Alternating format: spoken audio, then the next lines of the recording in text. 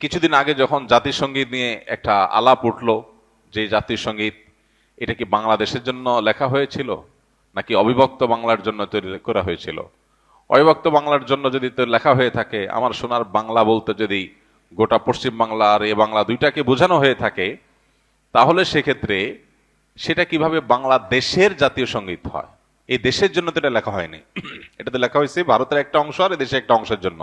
রবীন্দ্রনাথ যখন লিখেছেন তখন তো এদেশের জন্ম হয়নি, তাহলে এটা কিভাবে দেশের জাতীয় সঙ্গীত হইতে পারে? ভারতীয়রা তাদের ধর্ম মতে পূজনীয়, যে তাকে মা বলে সম্বোধন করে, আমরা মুসলমানরা তো সে বিশ্বাস করি না। তাহলে এই জাতীয় সঙ্গীত কিভাবে আমাদের দেশের জাতীয় সঙ্গীত হতে পারে? এটা একটা আলাপ উঠছে, এটা কোনো চূড়ান্ত বিষয় না যে হ্যাঁ তাহলে বাদ দিয়ে ফেলতে হবে, দিয়ে ফেলছে বা কিছু। এই আলাপ উঠার পর আপনারা দেখছেন বাম পাড়ায় আগুন ধরেছে, তারা এটা নিয়ে এমন ভাবে আওয়াজ তুলেছে মনে হচ্ছে দেশ শেষ হয়ে গেল। কিন্তু এখন দেশের স্বাধীনতাই যখন হুমকির মুখে, সার্বভৌমত্ব যখন হুমকির মুখে, দেশের বিরুদ্ধে সকাল বিকাল যখন মিথ্যাচার চলছে, তখন তাদের সবার মুখে কুলুপ। এই মানুষগুলোর শয়তানি যুগ যুগ ধরে আলেম ওলামারা আপনাদেরকে বলে আসছে, আপনারা হয়তো কেউ বিশ্বাস করেছেন, কেউ করেন নাই। এখন সময় এসেছে প্রকৃত শয়তান দেখার।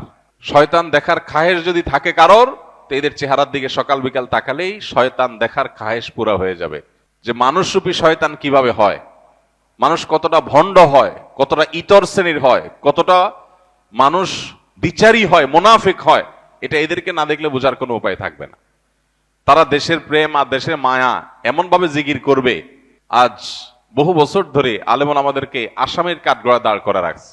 আলেমুল আমারা দেশের কোনো সুবিধাই ভোগ করে নাই, না সরকারি কোয়ার্টার পাইছে, না সরকারি টাকা পয়সা লুট করার করছে, না অন্য কোনো কিছু। কিন্তু দেখবেন দুর্দিনে সবার আগে জান দিয়া, জীবন দিয়া আলেমুল আমারা সবার আগে চলে যাচ্ছে।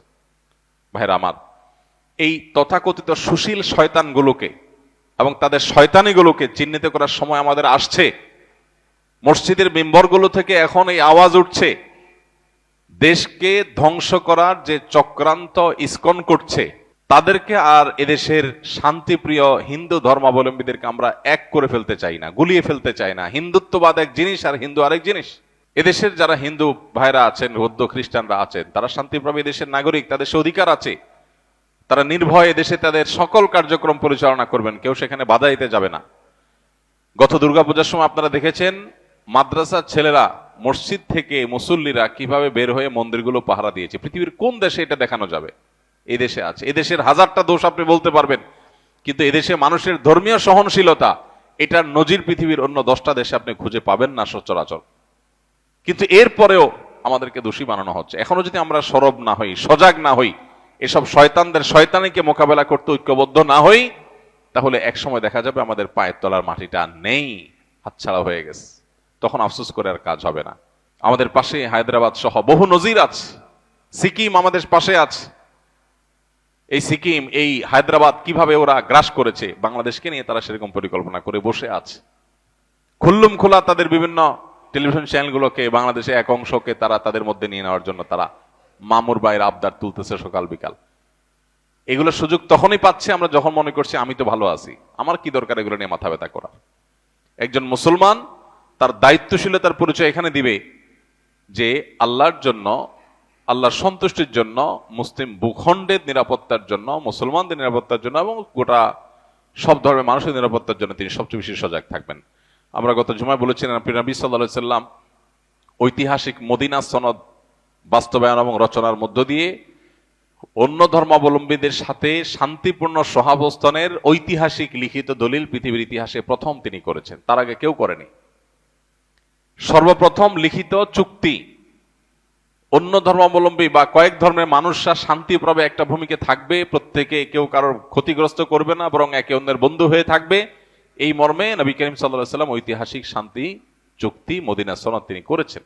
আমরা সেই নবীর উম্মত, বিধায় আমাদেরকে সংখ্যালঘুদের অধিকারের সবক দেওয়ার প্রয়োজন নাই। শুধু নিজেদের দিকে তাকালেই হবে যে বাতির নিচে অন্ধকার, কি পরিমাণ মুসলমান নির্যাতন তোমাদের এলাকাতে, তোমাদের দেশে, তোমাদের ভূমিতে চলে।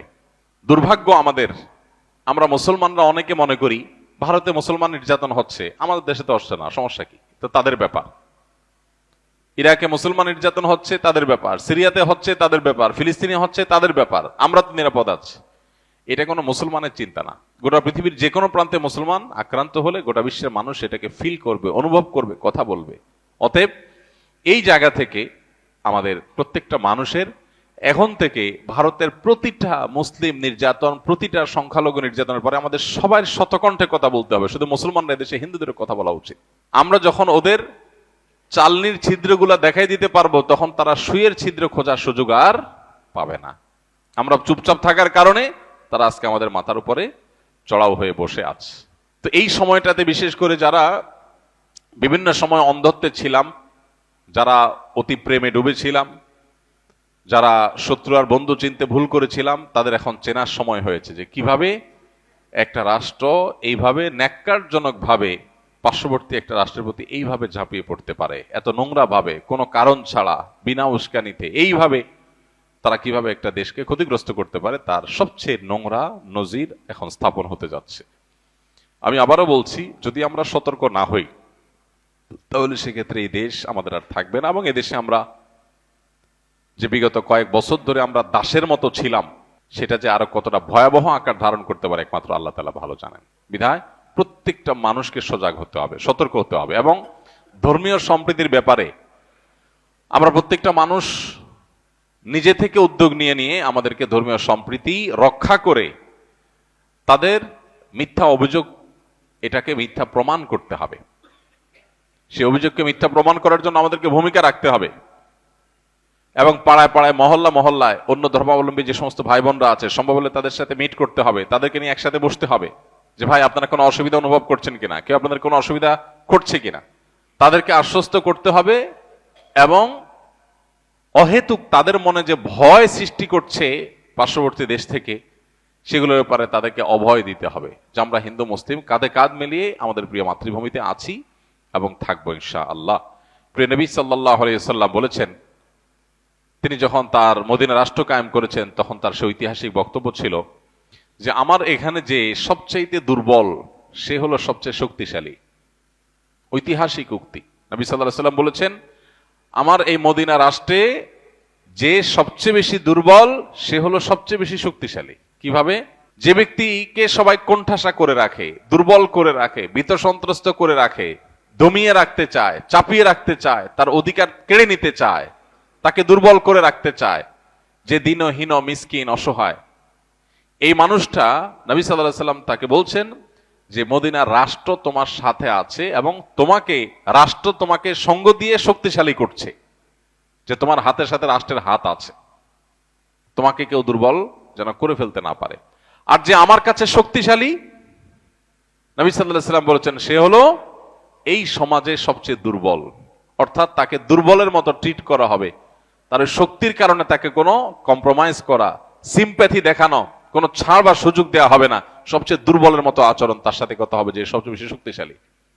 অতএব আমরা আমাদের পার্শ্ববর্তী যে সমস্ত অন্য ধর্মাবলম্বী ভাইয়েরা বোনেরা আছেন, তাদের সাথে মিট করব, সম্ভব হলে বসবো এবং তাদেরকে বোঝাবো যে ভাই, কোনো অসুবিধা আছে আপনাদের, কোনো কষ্টে আছেন আপনারা, আপনাদের ধর্মীয় কাজে কেউ বাধা দেয়?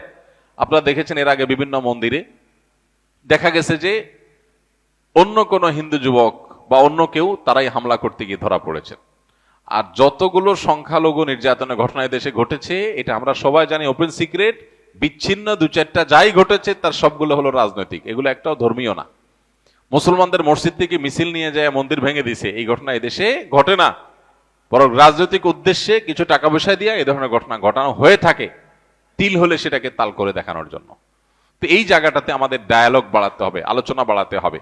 যত বেশি আলোচনা বাড়াবো, তাদেরকে অভয় দিব, তাদের সাথে আমরা মিশবো। আমাদেরও কিছু সমস্যার জায়গা আছে। অনেক মুসলমান আছেন যারা মনে করেন যে হিন্দুদের সাথে, অন্য ধর্মাবলম্বীদের সাথে বোধহয় উঠবস করলে, কোনো লেনদেন করলে বোধহয় আমার ঈমান আমল চলে যাবে। এই সমস্ত ভুল ধারণার কারণেও এক ধরনের দূরত্ব আমাদের মধ্যে তৈরি আছে। এটা হওয়া উচিত না। আদর্শিক জায়গায় আপনি 100% অটল থাকবেন, আপনার ঈমান, আপনার আকীদা, আপনার বিশ্বাসের জায়গায় আপনি 100% পরিষ্কার থাকবেন। আমি তাওহীদের সাথে কোনো কম্প্রোমাইজ করব না, চুল পরিমাণ করব না। আমি এক আল্লাহ বিশ্বাসী, আমি আমার ইবাদত করব, কিন্তু অন্য ধর্মের মানুষ যে আমার বিশ্বাসের সাথে একমত না, তিনি আমার মতে সঠিক পথে নাই, সেটা আমার মতের ব্যাপার, কিন্তু আচরণের ব্যাপার হবে তার সাথে একজন ভাই ভাইয়ের মতো করে। আর আদম আলাইহিস সালামের সন্তান হিসেবে আমরা তো আসলে সবাই ভাই ভাই। তারাও আদম আলাইহিস সালামের সন্তান, আমরাও আদম আলাইহিস সন্তান, সেই হিসাবে তো আমরা একই বাবার সন্তান। সো এই জায়গা থেকে তাদের মধ্যে, তাদের ব্যাপারে আমাদের অনেকের মধ্যে যে সমস্ত ভুল ধারণাগুলো আছে এগুলো দূর করতে হবে। কোন এলাকাতে যদি হিন্দু হওয়ার কারণে কাউকে কোণঠাসা করার কেউ চেষ্টা করে, আমরা তাদের পাশে দাঁড়াতে হবে। যদিও মুসলমানরা সচেতন সতর্ক, কিন্তু আরো বেশি সচেতন সতর্ক হতে হবে। আল্লাহ তাআলা আমাদের সবাই